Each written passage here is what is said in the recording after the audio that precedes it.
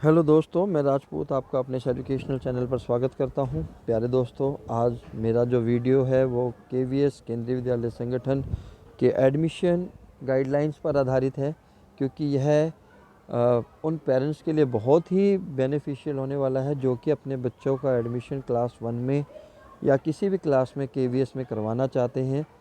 बहुत से पेरेंट्स को बहुत सी रूल पता होते हैं, बट बहुत से पेरेंट्स ऐसे हैं जिनको गाइडलाइंस का पता नहीं होता, रूल्स का पता नहीं होता। वो एडमिशन के लिए अप्लाई कर देते हैं, फिर उनके दिमाग में यही रहता है कि हाँ, मेरे बच्चे का एडमिशन होगा नहीं होगा, या नहीं हुआ तो क्यों नहीं हुआ। तो ये सारी की सारी चीज़ें जितनी भी केवीएस में दाखिले होते हैं वो एक गाइडलाइंस के अकॉर्डिंग होते हैं जो केवीएस इशू करता है हर साल। तो हम उसी गाइडलाइंस पर आज चर्चा करेंगे जो कि 22-23 के अकॉर्डिंग लेटेस्ट है। ठीक है, आशा करता हूँ आपका ये वीडियो बहुत मज़ेदार और आपके लिए बहुत बेनिफिशियल होने वाला है। पर आपसे एक रिक्वेस्ट करूँगा कि आप इस वीडियो को अंत तक देखें, तभी तो आपको सभी चीज़ें क्लियर हो पाएंगे। तो आइए शुरू करते हैं। KVS admission guidelines by latest by Rajput sir. ठीक, इसमें मैं पूरी कोशिश करूँगा कि आपको कंप्लीट इन्फॉर्मेशन दी जाए। तो इस वीडियो को शुरू करते हैं। सबसे पहले हमें डेफिनेशंस पता होनी चाहिए।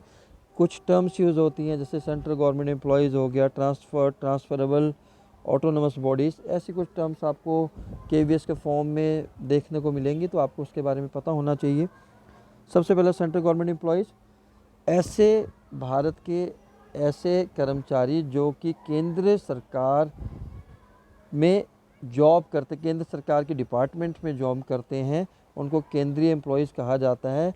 और दूसरी भाषा में आप कहें कि ऐसे भारत के कर्मचारी, सरकारी कर्मचारी जिनकी salary consolidated fund of India से आती है, उनको हम सेंट्रल गवर्नमेंट एम्प्लॉयज़ कहते हैं। दूसरा, ट्रांसफरेबल, ऐसे एम्प्लॉयज़ को ट्रांसफरेबल कहा जाएगा जिनका 7 साल में कम से कम एक बार ट्रांसफ़र हुआ है। तीसरा, ट्रांसफ़र और ट्रांसफरेबल में फ़र्क क्या है? ट्रांसफ़र का मतलब है कि किसी कॉम्पिटेंट अथॉरिटी के द्वारा किसी कर्मचारी को, जिसका कम से कम एक जगह पर 6 महीने का स्टे रहा हो, कम से कम 20 किलोमीटर की दूरी के बाद, या कम से कम जो डिस्टेंस होना चाहिए 20 किलोमीटर का होना चाहिए, उसके अंदर अगर ट्रांसफ़र किया जाता है तो उसको क्या कहा जाएगा? Transfer employees. ठीक है।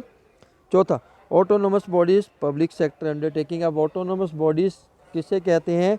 ऐसे गवर्नमेंट डिपार्टमेंट जिनको सरकार के द्वारा फुली फाइनेंस किया जाता है, या जिनका शेयर, ऐसे डिपार्टमेंट जिसमें गवर्नमेंट का जो शेयर हो वो 50%, 51% या उससे ज़्यादा हो, ऐसे डिपार्टमेंट को हम ऑटोनोमस बॉडीज़ या पब्लिक सेक्टर अंडरटेकिंग कहते हैं। ठीक है। चलिए नेक्स्ट, सिंगल गर्ल चाइल्ड। अब सिंगल गर्ल चाइल्ड किसको कहेंगे?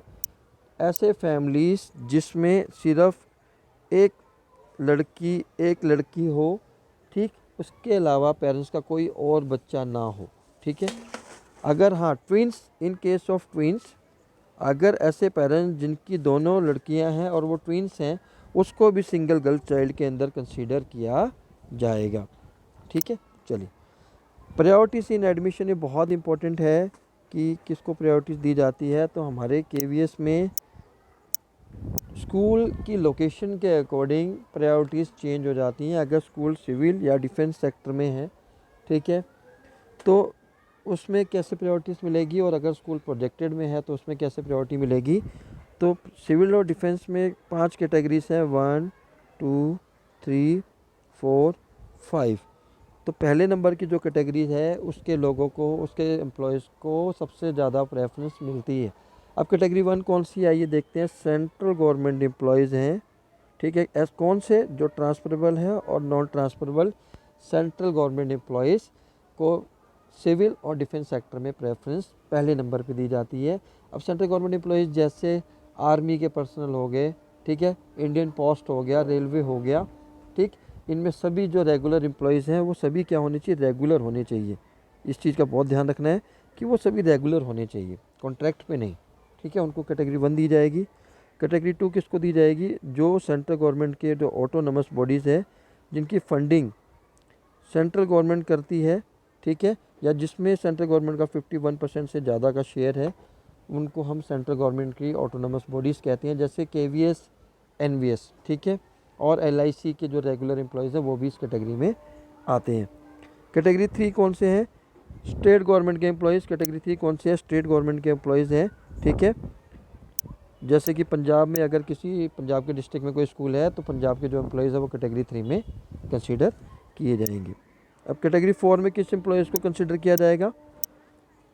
पहले हमने ऑटोनोमस बॉडीज़ की बात की है, सेंट्रल गवर्नमेंट की। यहाँ पर कौन सी गवर्नमेंट की है? स्टेट गवर्नमेंट की जो ऑटोनोमस बॉडीज़ हैं, ठीक है, उसको इस कैटेगरी के अंदर कैटेगरी 4 में रखा जाएगा, जो कि स्टेट गवर्नमेंट के द्वारा फुली फाइनेंस की जाती है। जैसे किसी किसी स्टेट में कुछ इलेक्ट्रिसिटी डिपार्टमेंट है जो ऑटोनोमस बॉडीज़ की कैटेगरी में है, तो उनके जो एम्प्लॉयज़ हैं वो कैटेगरी 4 में काउंट होंगे। बाकी जितने भी लोग हैं, किसान, farmer, private job, shop, foreign national, जो अपनी मर्ज़ी से अपने पर्सनल काम से बाहर गए हैं, वो सभी कैटेगरी 5 में आएंगे।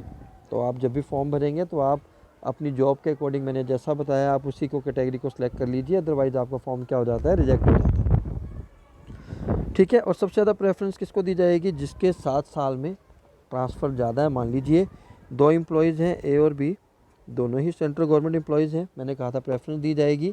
अगर फॉर्म ज़्यादा होते हैं तो किसको देखा जाता है कि A और B में पिछले 7 साल में सबसे ज़्यादा ट्रांसफ़र किसके हुए हैं। मान लीजिए A के 4 ट्रांसफ़र होते हैं, ठीक है, A के 4 ट्रांसफ़र हुए, B के 2, तो प्रेफरेंस A को दी जाएगी, ठीक है। चलिए अब बात करते हैं प्रोजेक्टेड स्कूल।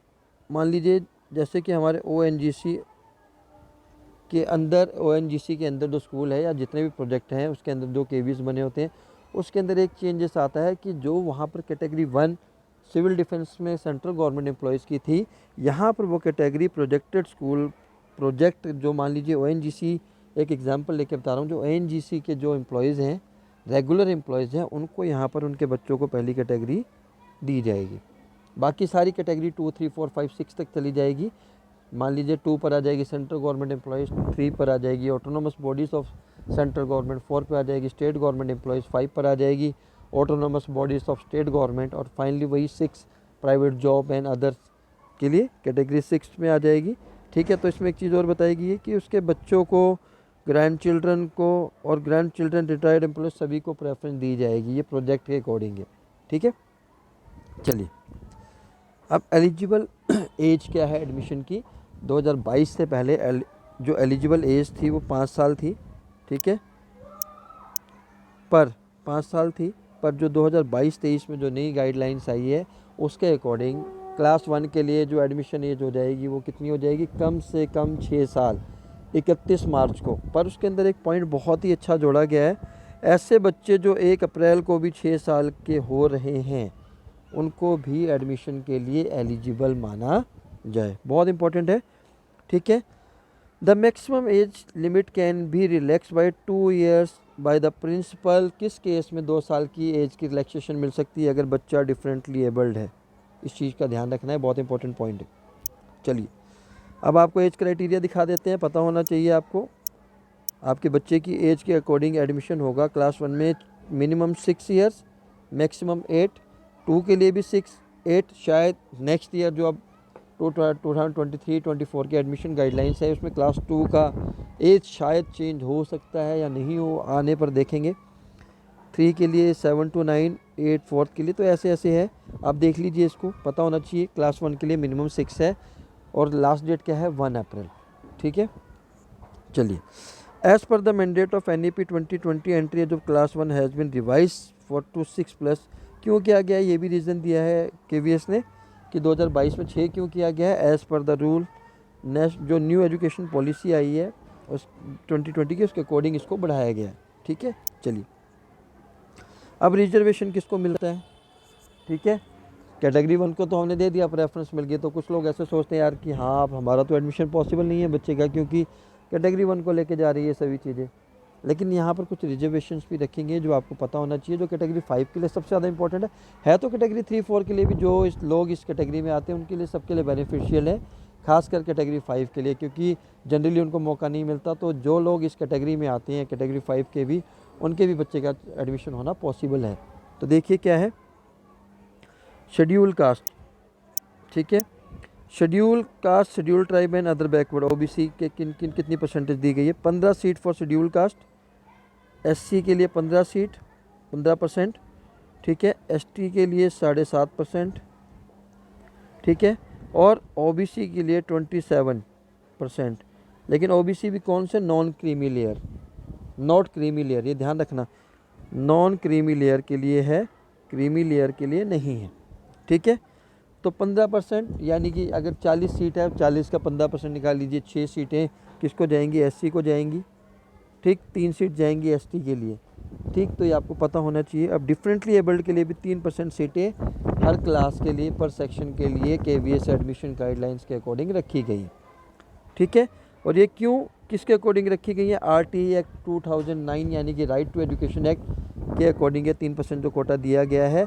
और इसका दूसरा रूल क्या है, किस कौन सा एक्ट, दूसरा एक्ट लगा है, वो भी पता होना चाहिए, equal opportunities protection of rights and full participation act 1995, ठीक है। ये जो डिफरेंटली एबल को 3% सीट्स दी गई हैं, क्यों दी गई है, उसके पीछे रीज़न है। चलिए, admission with KV transfer certificate, यानी अगर KVTC है, बहुत से पेरेंट्स ऐसे होते हैं जिनका ट्रांसफ़र हो जाता है, मैंने बताया था, वो KVTC लेके जाते हैं, तो उनके बच्चे का एडमिशन जहाँ पर वो ट्रांसफ़र लेकर जा रहे हैं जिस भी जगह, वहाँ पर ओवर एन एवरेज होगा ही होगा, इसमें कोई कन्फ्यूज़न नहीं है, ठीक है। चाहे वो क्लास 55 की स्ट्रेंथ हो जाए, तो वहाँ पर नए सेक्शन को खोलने का प्रावधान है, पर उनके बच्चे का एडमिशन होगा ही होगा, ठीक है। चलिए, उसमें कुछ कंडीशन है, मान लीजिए आप कहीं और हैं, ट्रांसफ़र लेके जा रहे हो, वहाँ पर KV नहीं है, आप दूसरे जगह जा रहे हैं, मान लीजिए आपका ट्रांसफ़र ऐसी जगह हुआ जहाँ पर KV नहीं है, आप अपने लोकल में कहीं करवाना चाहते हैं, तो उसके लिए परमिशन की ज़रूरत पड़ती है। आपके डिपार्टमेंट से एक लेटर बनता है कि यहाँ पर कोई KV नहीं है, तो इनके बच्चे को एडमिशन वहाँ पर दिया जाए, तो हो जाता है, ठीक है। चलिए, एडमिशन फॉर वैकेंट सीट, अगर 30 जून तक वैकेंसी रह जाती है, अगर 30 जून तक सीटें खाली रह जाती हैं, ठीक है, तो जो डेप्यूटी कमिश्नर है उस रीजन का, मान लीजिए पंजाब रीजन के जो डेप्यूटी कमिश्नर सर हैं, उनके पास पूरी पावर है कि वो उस एडमिशन को स्ट्रेंथ तक पूरा भरने की उनके पास क्षमता है, ठीक है, ही इज़ एम्पावर्ड, ठीक है। In case of any issue related to interpretation of admission guidelines, अगर गाइडलाइंस में कोई भी चेंजेस हैं या कुछ भी अमेंडमेंट करना है, वो किसके पास पूरी पावर है, कमिश्नर सर जो KVS के फाइनल अथॉरिटी है, उनका डिसीजन ही फाइनल होगा। Admission of children studying abroad seats, कुछ ऐसे बच्चे हैं, ठीक है, ये बहुत इंपॉर्टेंट है, ये भी वैसे ऐसे पेरेंट्स बहुत कम होते हैं। A KV student who went abroad with his parent their deputation, ऐसे पेरेंट्स जिनकी जॉब है, उनको भारत सरकार ने डेपुटेशन पर फॉरेन कंट्रीज़ पे भेजा हुआ है, ठीक है, और वो बच्चे वहाँ किसी भी स्कूल में पढ़ रहे हों, ज़रूरी नहीं, क्योंकि बाहर फॉरेन में KVs तो है नहीं एक्सेप्ट 1 और 2 कंट्रीज़, तो वहाँ पर वो किसी और स्कूल में पढ़ेंगे। लेकिन जब भी वो वापस आते हैं, वो उस KV में अगर दोबारा से एडमिशन लेना चाहते हैं, तो उनको भी over and above class 10th होने के बाद भी उस स्कूल में, उस KV में एडमिशन मिलेगा,